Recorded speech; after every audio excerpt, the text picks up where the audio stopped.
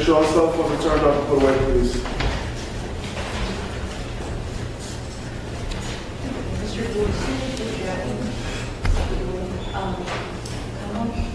Good morning, Sarah McElwain, Counsel for the Commonwealth. At this time, the Commonwealth is requesting that Mr. Brewer be held on a $100,000 bail. Right out of the gate, prosecutors are coming in strong with a six-figure bail request. And for anyone watching, bail isn't a punishment.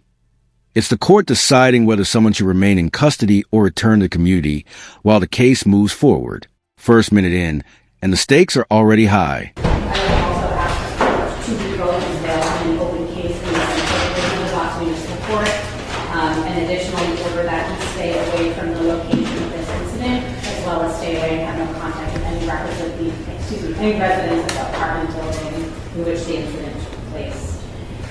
The facts are that just after 8:30 in the morning on Saturday, May 24th, the police received a call for a person having been shot at 26 Beacon Street in Winthrop. When police responded, they found 47-year-old Jacqueline Barry in her bed suffering from a gunshot wound. Her husband, the defendant before the court, Sean Brewer, was in the house when the police arrived.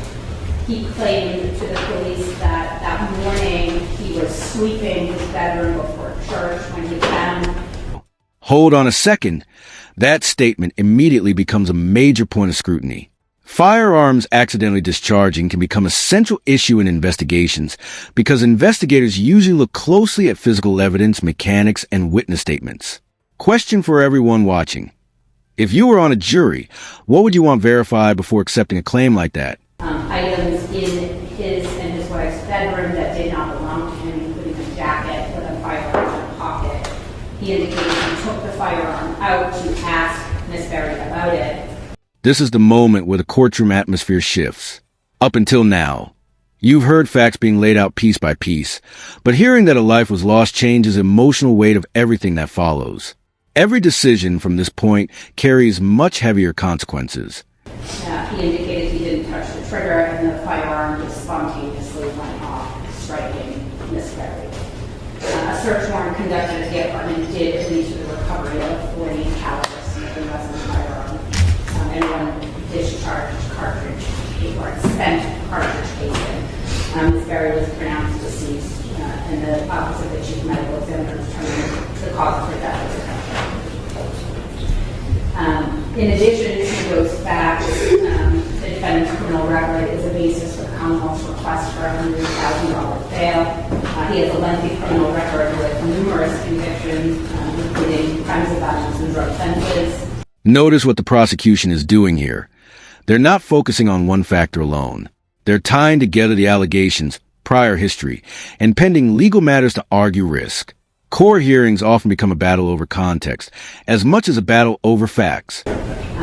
Additionally, he does have a pending case in the Central Division of the Boston Municipal Court for assault and battery with a dangerous weapon, assault and battery on a police officer, and resisting arrest. So the Commonwealth is moving to revoke on that. Given the facts and the defendant's record, I would ask the court to impose the Commonwealth's requested $100,000 bail, revoke the defendant's bail, and order that he stay away from 26 Beacon Street and have no contact with any residents. Thank you.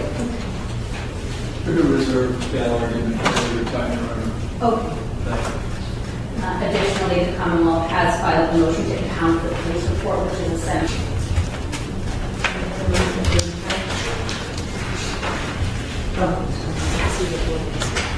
And there it is, a bail revocation. That's a significant turn because it can affect custody status independent of the new allegations. Cases can suddenly become layered, where one courtroom decision starts impacting another. All right, so I'm going to allow the motion to impound an agreement.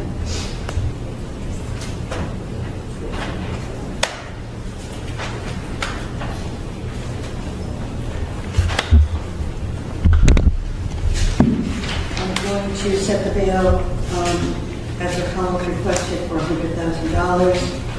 Stay away from the location and no contact with the residents who are at that location. That doesn't apply to council, obviously. Understood, Your Honor. Okay.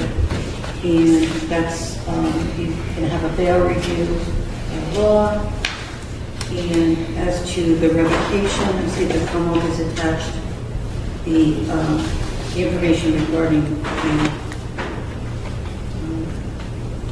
the oral bail revocation warning for docket number 2401 CR 2100. So I will revoke the bail. Did you want to be heard on that? Thank you, Madam Your Honor. Okay. So that would be a 60-day revocation? I believe so, yes. And what would the date of that be?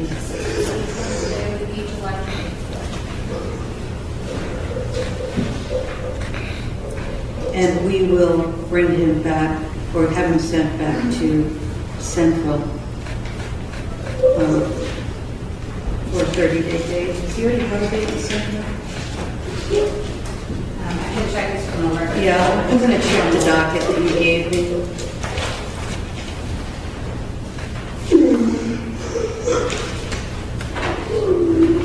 May 13th was the last date. Oh, June 17th for trial.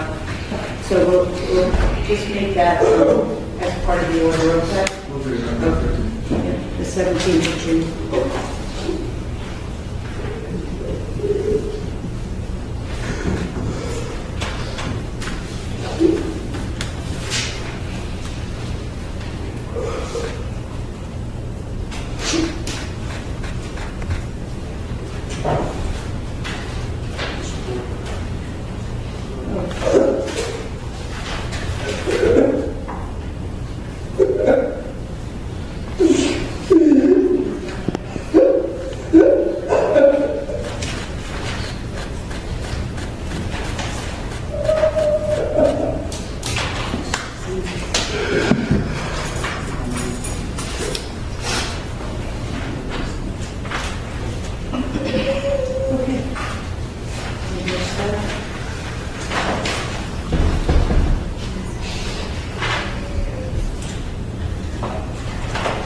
Anything else you need to do?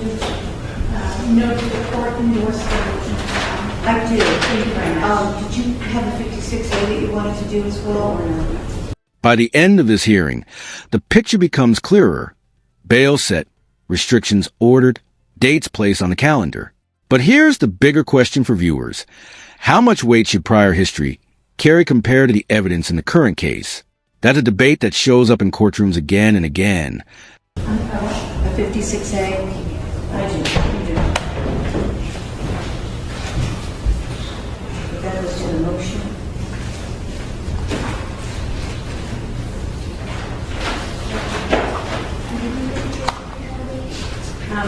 We will have this July 15th. And we're waiving the 30 days?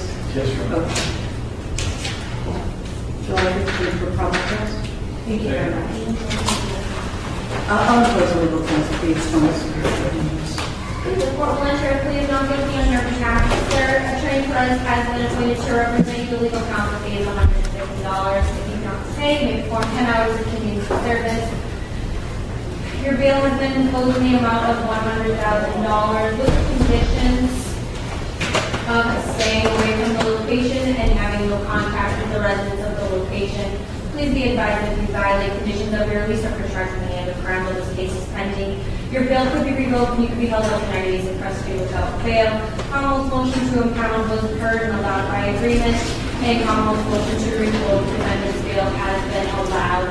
That 60-day date will be July 24th, 2026. Full issue process, defendant pays 30 days. The next date will be July 15th. Thank you, Your Honor. And June 17th in Central.